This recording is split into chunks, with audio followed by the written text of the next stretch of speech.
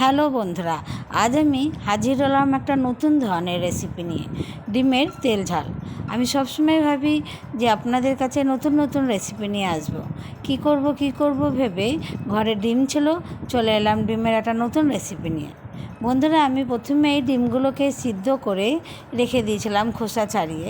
এবার আমি কড়াইয়ের মধ্যে সরষের তেল দিয়ে ডিমগুলোকে ভেজে নেব। ডিমের মধ্যে একটু একটু করে আমি মশলা দেব।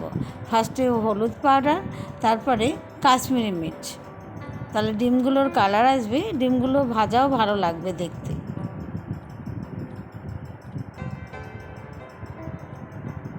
মশলা দিয়ে ভাজলে ডিমগুলো কালারফুল লাগে, দেখতেও সুন্দর লাগে। এবার আমি কড়াইয়ে ফোড়ন দেব।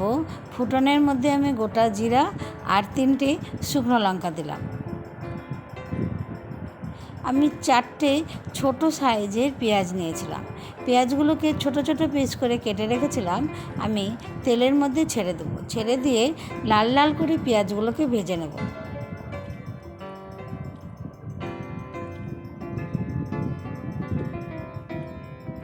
পেঁয়াজ আমার ভাজা হয়ে গেছে।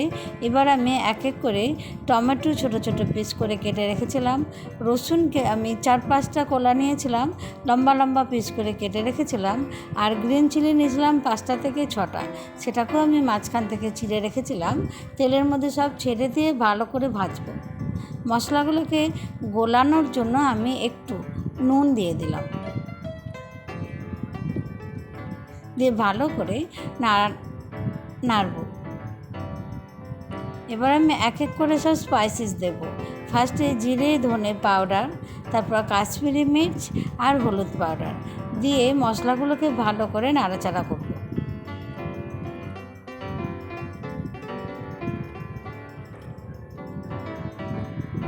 এবার আমি মশলার মধ্যে একটু সল্ট দিলাম, নুন দিলাম।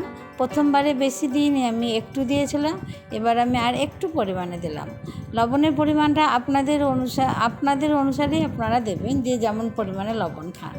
এবার আমি মশলার মধ্যে জল দেব। জল দিয়ে 5 থেকে 7 মিনিট মতো কভার করে রাখবো। তারপরে ফিরে এলাম, দেখেন মশলা থেকে তেল ছেড়ে গেছে, মানে মশলাগুলো ভালো করে ভাজা হয়ে গেছে। পেঁয়াজটাকে আমি বেশি করে গোলাবো না, পেঁয়াজটা যেন গোটা গোটা থাকে, তাহলে মুখে গেলে টেস্টটা ভালো লাগবে। গোটা পেঁয়াজটা মুখে লাগবে, খেতে ভালো লাগবে ডিমের তেল ঝালটা। আমি এখানে মশলাগুলোকে বেশি পরিমাণে গোলাবো না, গোটা গোটা রাখবো, তাহলে মুখে গেলে টেস্টটা ভালো আসবে। এবার আমি জল দিয়ে মশলাটাকে ফুটাবো। ফুটানোর পরে সব ডিমগুলোকে ছেড়ে দেবো। বন্ধুরা, আমি ডিমের মধ্যে ডিমগুলোকে একটু একটু করে কেটে রেখেছিলাম, কেননা কেটে রাখলে ডিমের মধ্যে মশলাগুলো ঢুকবে, তাহলে খেতে টেস্ট আসবে। তারপরে আমি 5 থেকে আবার 10 মিনিট কভার করে রাখলাম।